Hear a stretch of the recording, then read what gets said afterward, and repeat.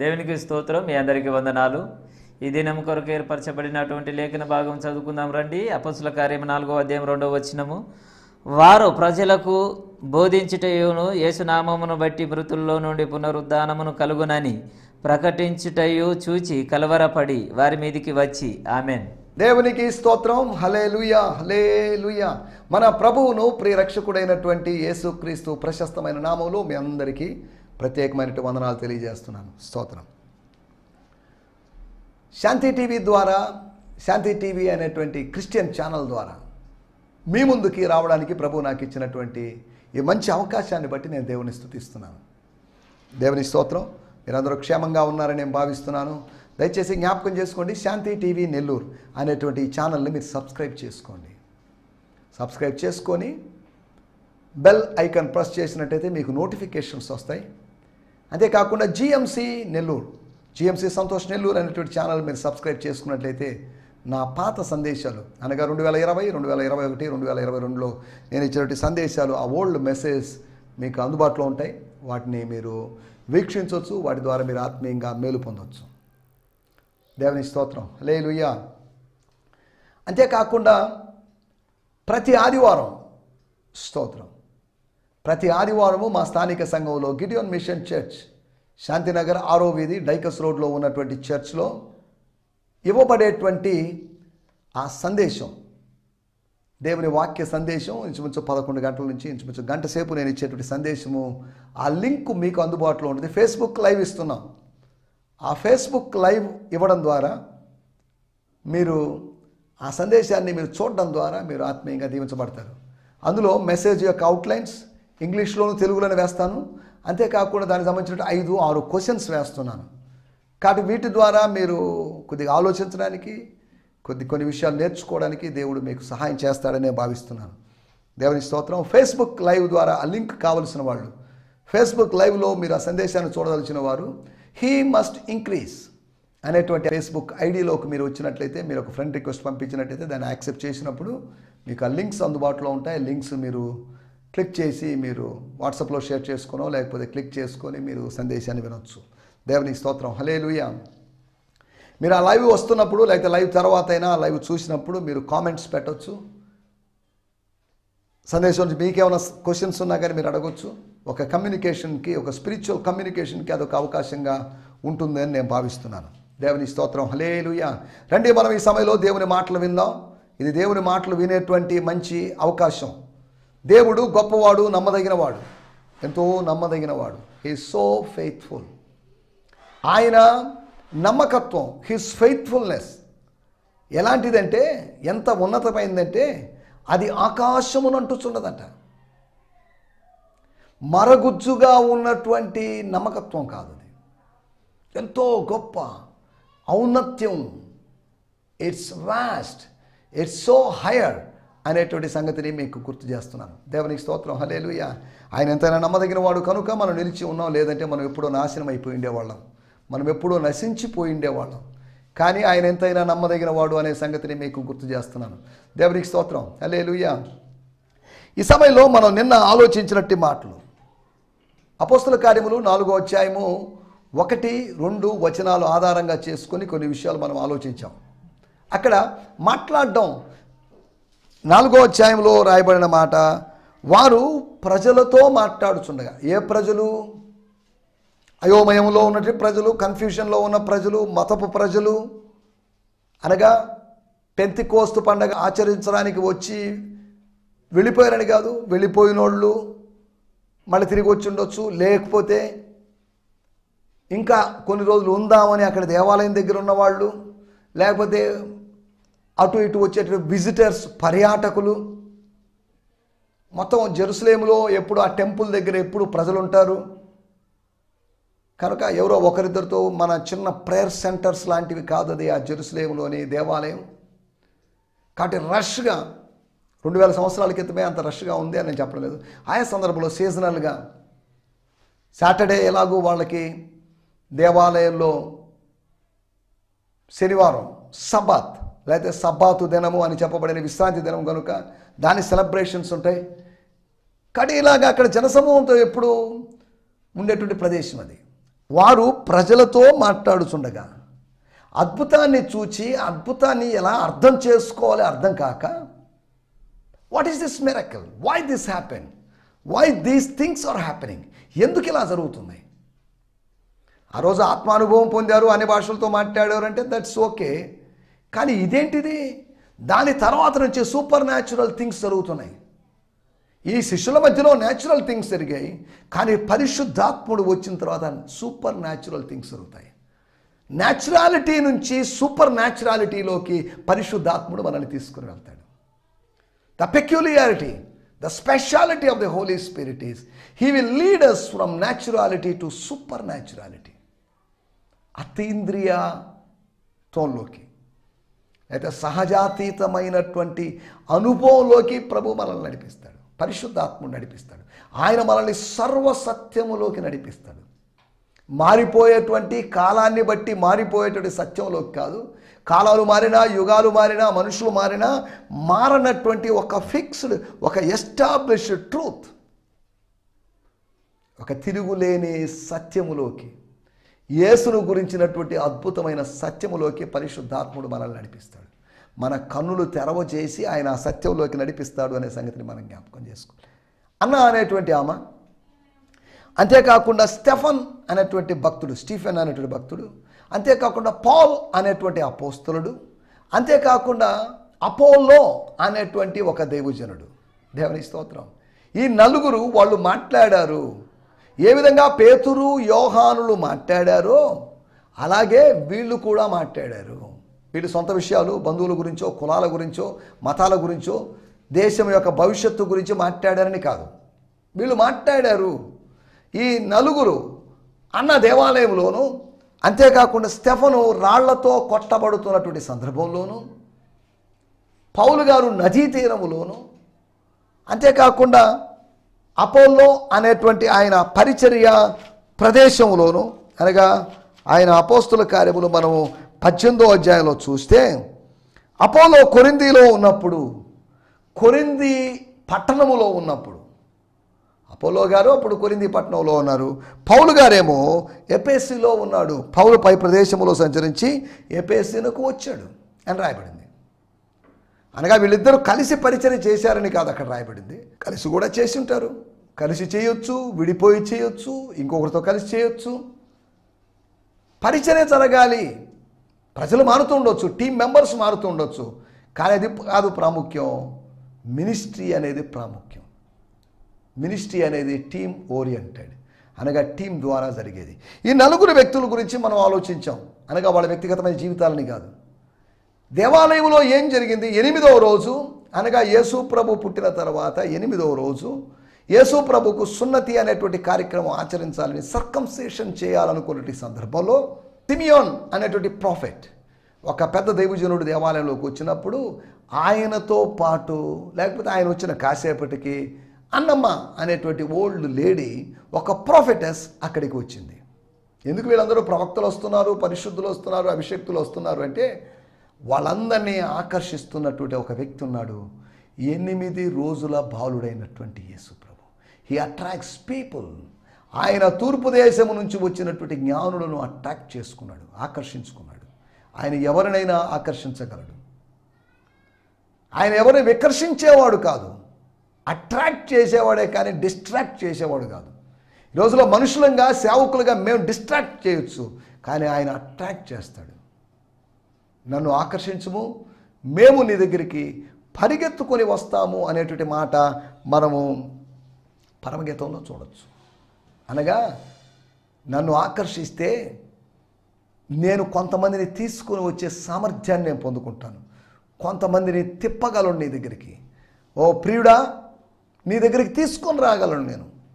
సొలొమోను కన్నా గొప్పవాడైనటువంటి ప్రియుడా, పరమ సొలొమోను నీ దగ్గరికి నేను తీసుకొని వస్తాను. ఒక విశ్వాసి రక్షింపబడి వస్తే వారి కుటుంబ సభ్యులు ప్రభు దగ్గరికి వచ్చే అవకాశం ఉంది. వారిని తీసుకొని రాగలరు. వారు ఏ విధంగా ఆకర్షించబడ్డారు, అలాగా ఇతరులను ఆకర్షణ శక్తికి లోనయ్యేటట్టు చేయగలరు అనే సంగతిని మనం ఆలోచించాలి. సరే, ఏదేమైనప్పటికీ నిన్నటి ఎపిసోడ్లో మనం ఆలోచించిన విషయాలు మాట్లాడడం అనేటువంటి ఆ ఆపర్చునిటీని, ఆ అవకాశాన్ని చక్కగా వినియోగించుకున్నారు. మనకెందుకులే, అయిపోయింది, అద్భుతం చేసాం, ఇప్పుడు చాలా మంది గ్యాదర్ అవుతున్నారు, మళ్ళీ లేనిపోయిన ప్రాబ్లం అవుతుంది, మనకెందుకులేండి, మనం ప్రార్థనకు వచ్చాం, ప్రార్థన చూసుకున్నాం, వెళ్ళిపోదాం, నైవేద్య టైం ఇప్పటికే 3, 4, 5 దాటింది, ఎందుకు ఎంతసేపు అని అనుకోలేదు.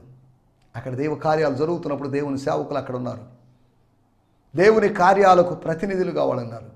మిగతా 10 మంది అనుకుంటారు, ఏమైనా వీళ్ళు వెళ్ళారే, 5 అయింది, 6 అయింది, ఇంకా రాలేదే, చీకటి పడింది, లేకపోతే నెక్స్ట్ డే స్టార్ట్ అయింది, వాళ్ళకి డే ఈవినింగ్ నుంచి స్టార్ట్ అవుతుంది, నెక్స్ట్ డే స్టార్ట్ అయింది, కనుక ఏమైపోయారు వీళ్ళు, ఈ న్యూ డేలో వీళ్ళు ఏం చేస్తున్నారు? ఆ నూతనమైన దినములో వాళ్ళు చెరసాల్లో గడిపారు. ఓల్డెన్ డేలో, ప్రీవియస్ డేలో వాళ్ళు పరిచర్యలో ఉన్నారు, తర్వాత నూతనమైన రోజు చెరసాల్లో ఉన్నారు, తర్వాత వాళ్ళు చెరలోంచి విడిపించబడ్డారు. సరే, దేవుని స్తోత్రం. వీటి గురించి మాట్లాడడం అనేటువంటి దాని గురించి మనం నిన్నటి ఎపిసోడ్లో ఆలోచించాం. కాబట్టి అన్నలాగా, అంతేకాకుండా పౌలులాగా, స్టెఫనులాగా, అపోలోలాగా మాట్లాడడానికి మనకున్నటువంటి అవకాశాలన్నింటినీ వినియోగించుకుందాం. Let's use each and every possibility to speak about Jesus or speak on behalf of Jesus Christ. Yesu పక్షాన మాట్లాడడానికి ప్రతి అవకాశాన్ని మనము స్వాధీనం చేసుకుందాం. దేవుని స్తోత్రం. అలా చేయడానికి ప్రభు మనకు కృపను అనుగ్రహించునుగాక. రండి, మనం ఈ సమయంలో దేవుని వాక్యాన్ని ధ్యానించుకుందాం. మన ధ్యానం నిమిత్తమై అపోస్తుల కార్యములు 4వ అధ్యాయము 2వ వచనం. అపోస్తుల కార్యములు 4వ అధ్యాయము 2వ వచనము. స్తోత్రం. ప్రజలకు బోధించుటయు యేసును బట్టి మృతుల్లో నుండి పునరుద్ధానము కలుగునని ప్రకటించుటయు చూచి కలవరపడి వారి మీదికి వచ్చి, They were furious that the people were being taught that in Jesus, యేసులో మృతులలో నుండి పునరుత్థానము, యేసు ద్వారా లేదా యేసులో పునరుత్థానపు అనుభవం ఉంది అనేటువంటి బోధ ఈ శాస్త్రులకి, పరిచయులకి, సద్దూకేలకి ఈ బోధ కొత్తదిగా అనిపించింది. ఏంటిది? What a new teaching. వాళ్ళు ఏదో కొత్త ఆత్మను పొందారనుకుంటున్నారు, ఇప్పుడు ఏదో కొత్త బోధ ఏంటిది అంతా? What's going on their? మనము బోధిస్తున్న దానికన్నా భిన్నమైంది ఎందుకు బోధిస్తున్నారు? మనము బోధిస్తుంది సత్యము అని ప్రజలు నమ్మనప్పుడు వాళ్ళ బోధ వైపు ఆకర్షితులవుతారు. వాళ్ళ బోధ వైపు ఆకర్షితులైతే వారు స్థాపించుకుంటూ ఉన్నటువంటి, స్థిరపరుచుకుంటువంటి కొత్త మతము వెనకాల ప్రజలు వెళ్తారు. ఆచార సంబంధమైన మతం ఉంది, అపోస్తుల యొక్క మతం ఉంది.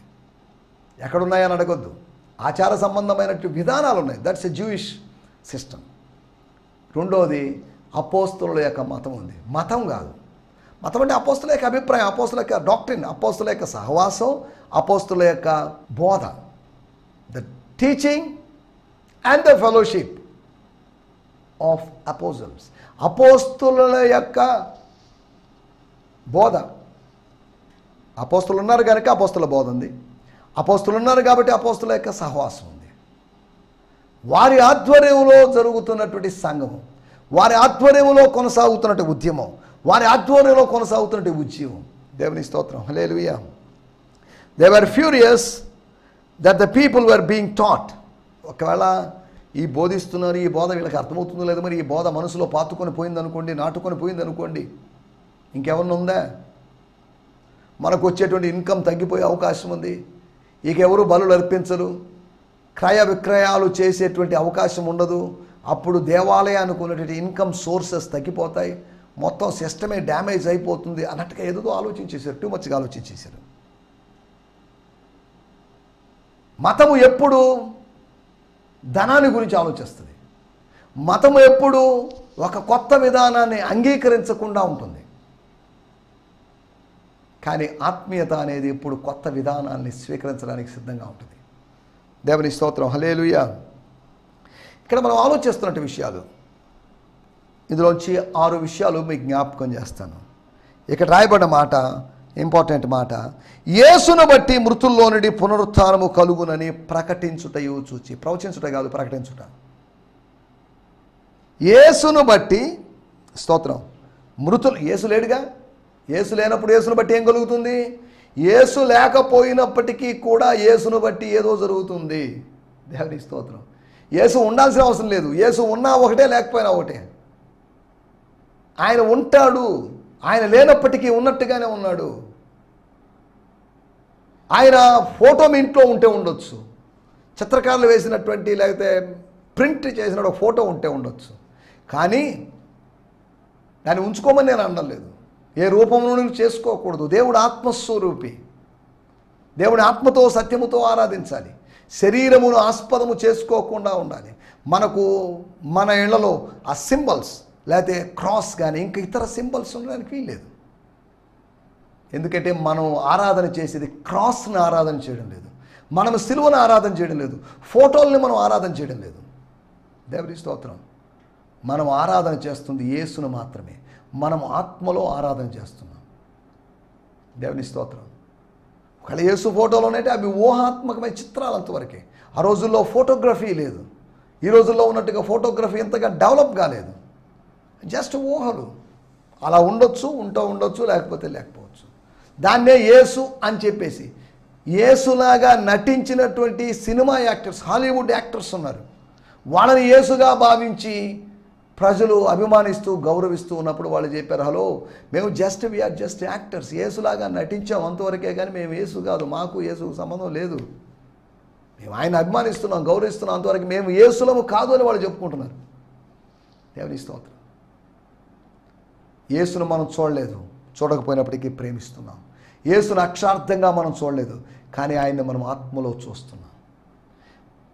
ఇక మీదట ఏ మనుషుని మేము శరీరీతిగా ఎరగం. ఒకవేళ క్రీస్తు యేసుని ఎరిగినా కానీ ఆయన్ని కూడా ఎరగమని చెప్పారు. యేసుని ఆత్మలో ఎరగాలి. We should know Jesus Christ in the spirit. రండి, మనకు సమయం అయిపోతుంది. యేసును బట్టి కలిగేటువంటి కార్యాలు, యేసును బట్టి కలిగేటువంటి 6 కార్యాల గురించి మీకు త్వరగా జ్ఞాపకం చేస్తాను. అనగా యేసు ఏదో కలిగించేవాడు, అనగా యేసు ఏదో జరిగించేవాడు, యేసు ఏదో పుట్టించేవాడు, యేసు ఏదో క్రియేట్ చేసేవాడు, యేసు ఏదో ఆవిర్భవింపజేసేవాడు. దేవుని స్తోత్రం. He can do something. Is a creator. ఆయన క్రియేటివిటీ చూడండి, ఆయన క్రియేటివ్ నేచర్ చూడండి. ఆయన నాశనం చేసేవాడు కాదు, ఆయన సృష్టి చేసేవాడు. స్తోత్రం. సామెతల గ్రంథం 8వ అధ్యాయంలో ఆయన కలుగు చేసిన భూమిని బట్టి లేదా ఆయన పరలోకాన్ని వీటన్నిటిని సృష్టిస్తున్నప్పుడు అక్కడ జ్ఞానము అనబడినటువంటి వ్యక్తి, జ్ఞానము అని చెప్పబడిన వ్యక్తి, జ్ఞానమని పోల్చబడిన వ్యక్తి ఉన్నాడు అక్కడ. ఆయన ఎవరో కాదు, మన ప్రభు అయిన క్రీస్తు. యేసుక్రీస్తు దేవుని జ్ఞానమును, దేవుని విమోచన అయి ఉన్నాడని, దేవుని శక్తి అయి ఉన్నాడని దేవుని వాక్యం నుంచి మనం చదవగలం. అనగా ఆ క్రియేషన్లో 3 పాల్గొన్నారు. క్రియేషన్ విషయం అయ్యేసరికి వాళ్ళిద్దరూ డీయాక్టివేట్ అయ్యారని కాదు, వాళ్ళందరూ యాక్టివ్గా ఉన్నారు. త్రిత్వంలో వారు కలిసి పనిచేశారు. మానవ నిర్మాణ విషయంలో వాళ్ళు కలిసి పనిచేశారు. త్రిత్వము కలిసి పనిచేస్తున్నారు. మనం కూడా కలిసి పనిచేయాలి. మన శరీరము, మన ఆత్మ, మన ప్రాణం, మన బాడీ, మైండ్ అండ్ స్పిరిట్ కలిసి పనిచేయాలి. అది ఫుల్నెస్. ఈ 3టికి స్వస్థత రావాలి. ఇది complete healing, is a wholeness. దేవుని స్తోత్రం. హల్లెలూయా. ఒకటి, నంబర్ 1, పునరుత్థానము కలుగును. Through Jesus resurrection would take place.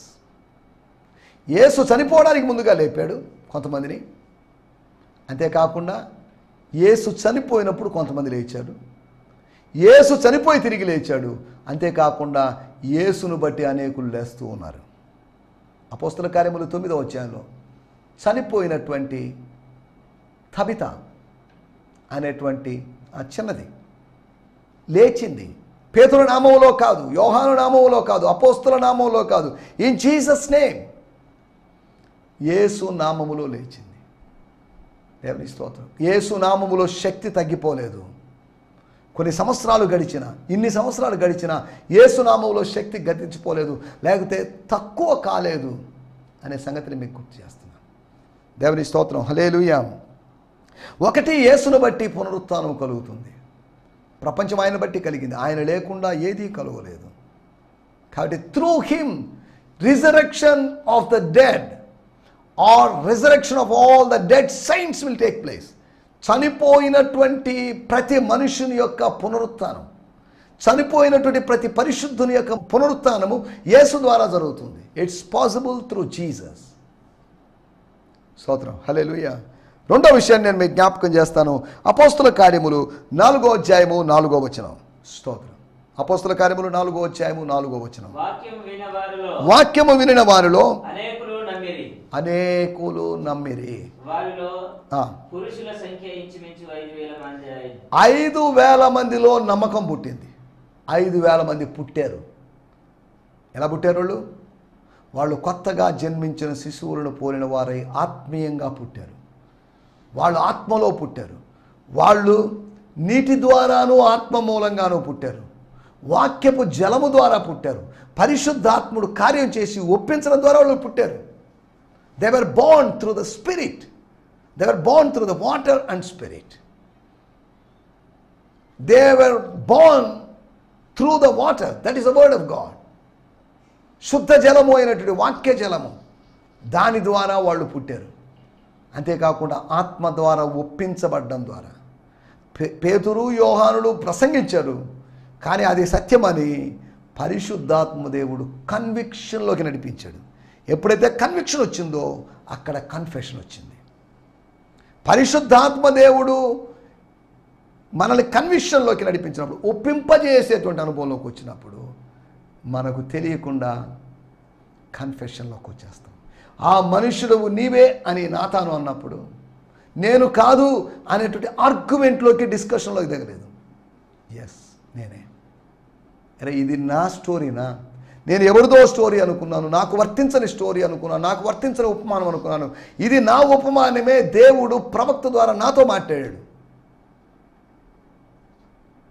అలా తాను ఒక కీర్తన రాశాడు, 51వ కీర్తన. దాంట్లో పశ్చాత్తాపం కనిపిస్తుంది. తన పాపానికి పశ్చాత్తాపం. I'm sorry for this murder, I'm sorry for this sin, I'm sorry for this adultery, I'm sorry for these 3 things, లేకపోతే 2 థింగ్స్. ఒక కుటుంబానికి అన్యాయం చేశాను నేను, దాన్ని బట్టి పశ్చాత్తాపడుతున్నానని పశ్చాత్తాపడ్డాడు. పరిశుద్ధాత్మ కార్యం చూడండి. అధికారంలో ఉండి నేనేంటి, నా తప్పు ఒప్పుకోవడం ఏంటి అనుకోలేదు. ఈగో హర్ట్ అయింది. పరిశుద్ధాత్ముడు మన ఈగోని హర్ట్ చేస్తాడు. ఆయన హర్ట్ చేసి మన ఈగో లేకుండా మనల్ని చేస్తాడు. మన ఈగో పూర్తిగా నాశనమైనప్పుడు, మన ఈగో పూర్తిగా కొట్టివేయబడినప్పుడు మనం స్పిరిచువల్గా మారుతాం. శరీరానుసారమైన స్థితిలో నుంచి ఆత్మానుసారమైన స్థితిలోకి వస్తాం. దేవుని స్తోత్రం. ఒకటి, యేసును బట్టి పునరుత్థానం కలుగుతుంది. రెండవది, యేసును బట్టి విశ్వాసం కలుగుతుంది. ప్రభువునందలి విశ్వాసం, ఫెయిత్ ఇన్ ద లార్డ్. వాళ్ళందరిలో 5,000 మందిలో కలిగింది అనుమానం కాదు. 5,000 మందిలో కొంతమందిలో అనుమానం, కొంతమంది నో, అందరిలో ఆత్మ సంబంధమైన విశ్వాసం కలిగింది. మూడో విషయాన్ని నేను మీకు జ్ఞాపకం చేస్తాను. అపోస్తుల కార్యములు 4వ అధ్యాయము 12వ వచనం. మరి ఎవరి వలన రక్షణ కలగదు? ఎస్, ఎవరి వల్ల రక్షణ లేదు? ఈ నామమునే మనము రక్షణ పొందవలెను. యేసు అనేటువంటి నామం వల్లే మీరు తృణీకరించబడినటువంటి రాయి అయినటువంటి యేసు అనేటువంటి జీసస్ క్రైస్ట్ మెస్సియా నామంలో రక్షణ కలుగుతుంది. చాలండి సార్. రక్షణ, సాల్వేషన్, ఆత్మరక్షణ అది ప్రభు ద్వారానే సాధ్యం. స్తోత్రం. అనగా ప్రభు ద్వారా రక్షణ కలుగుతుంది, ప్రభు ద్వారా పునరుత్థానం కలుగుతుంది, ప్రభు ద్వారా నమ్మకం కలుగుతుంది, ఫెయిత్ పుడుతుంది, విశ్వాసము అక్కడ పురుడు పోసుకుంటుంది. మూడవదిగా ప్రభు ద్వారా రక్షణ కలుగుతుంది. అపోస్తల కార్యములు 4వ అధ్యాయము 24వ వచనం. Book of acts 4:24. వారు విని ఏక మనసుతో దేవునికి ఇట్లా బిగ్గరగా మొరపెట్టిరి, నాదా నీవు ఆకాశమును భూమిని సముద్రములను వాటిలోని సమస్తమును కలుగజేసిన వాడివి. చాలు, స్తోత్రం. నాదా, లార్డ్, మాస్టర్ అని అంటున్నారు. నాదా, నాథుడా, భర్తమైన దేవా. ఇక్కడ రాయబడింది. కొంతమంది అక్కడ కూడుకొని ఉన్నారు. వారు బహుశా పేతురు యోహానుల విడుదల కోసం ఎదురు చూస్తున్నారు. ఇంకా మా సేవకులు రాలేదు, ఇంకా దైవజనులు రాలేదు అని దైవజనుల కోసం ఎదురు చూస్తున్నారు. వారు విడుదల పొంది తమ స్వజనుల యొద్దకు వచ్చిరి. స్తోత్రం. ఎవరి స్వజనులు అంటే కులపోళ్ళు, గోత్రపోళ్ళు అని కాదు. వాళ్ళు వచ్చింది దేవుని బిడ్డల దగ్గరికి వచ్చారు. భూమి మీద ఉన్న భక్తులే మనకు స్వజనులు, బంధువులు, శ్రేష్ఠులు. ఊరోళ్ళందరూ కాదు, లేకపోతే రక్షణ లేని వాళ్ళందరని కాదు. మన కులం పేరు కలిగిన వాళ్ళు, మన ఇంటి పేరు కలిగిన వాళ్ళని కాదు. ఇక్కడ రాయబడిన మాటలు, వారు విడుదల పొంది, పేతురు యోహానులు విడుదల పొంది, స్తోత్రం, 23వ వచనంలో తమ స్వజనుల యొద్దకు వచ్చి, దీని గురించి మనం రాబోయేటువంటి ఎపిసోడ్లో కూడా మాట్లాడకపోతున్నాం. వారు విని ఈ డెలివరెన్స్ రిపోర్ట్ని గురించి, ఈ డెలివరెన్స్ టెస్టిమనీ గురించి వారు విని ఏక మనసుతో దేవుణ్ణి స్తుతించి, దేవుని స్తోత్రం, ఏక మనసుతో దేవునికి ఇట్లు బిగ్గరగా, ఏక మనసు ఉంది అదే సమయంలో బిగ్గరగా వాళ్ళు ప్రార్థించారు. స్తోత్రం. వాళ్ళందరూ కలిసి ప్రార్థన చేశారు. నాథా, నీవు ఆకాశమును, భూమిని, సముద్రమును, వాటిలో ఉన్న సమస్తమును కలుగజేసిన వాడివి. నాథా, సృష్టికర్త, దేవుణ్ణి సృష్టికర్తగా భావించాను అనగా ఈ మాటలు చెప్తున్నప్పుడు వాళ్ళకి ఆదికాండం 1వ అధ్యాయం గుర్తొచ్చుంటుంది. God's creation గుర్తొచ్చుంటుంది. దేవుని యొక్క సృష్టి, దేవుని యొక్క శక్తిని తెలియజేస్తుంది. సరే, దేవుని స్తోత్రం. మనం ఆలోచిస్తున్నమాట, ప్రార్థన పుట్టింది, ప్రార్థన ప్రారంభమైంది అనగా ఆదికాండం 4వ అధ్యాయంలో ప్రార్థన ప్రారంభమైనట్టు అయిందని కాదు నా మాటల యొక్క ఉద్దేశం. ఒకటి, ప్రభువును బట్టి కలిగిన కార్యాలు అది మన టైటిల్. ఒకటి, పునరుత్థానము కలిగిందని, ప్రభువునందరి విశ్వాసం కలిగిందని, ప్రభు ద్వారా రక్షణ కలిగిందని, ప్రార్థన కలిగిందని, ప్రార్థన పుట్టిందని. 5వ పాయింట్, 4వ అధ్యాయము 31వ వచనం, వారు ప్రార్థన చేయగానే వారు కూడి ఉన్న చోటు కంపించను. ప్రభు బిడ్డలమైన మనం ఒక ప్రకంపన, ఒక ఎర్త్క్వేక్, ఒక షేకింగ్ ఎక్స్పీరియన్స్, ఒక కదలిక అనుభవం మనం ఇక్కడ చూస్తున్నాం. ప్రార్థించిన తర్వాత, ప్రార్థనకు ముందని కాదు, ప్రార్థన చేయకపోతే ప్రతి కదలిక జరుగుతుందని కాదు దాని అర్థం. ఒక ప్రకంపన జరిగింది, ఒక షేకింగ్ జరిగింది. గాడ్ షేక్ చేశాడు, దేవుడు ఊపాడు. దేవుని స్తోత్రం, హల్లెలూయా. తర్వాత 6వదిగా అపోస్తల కార్యములు 4వ అధ్యాయము 33వ వచనం. స్తోత్రం.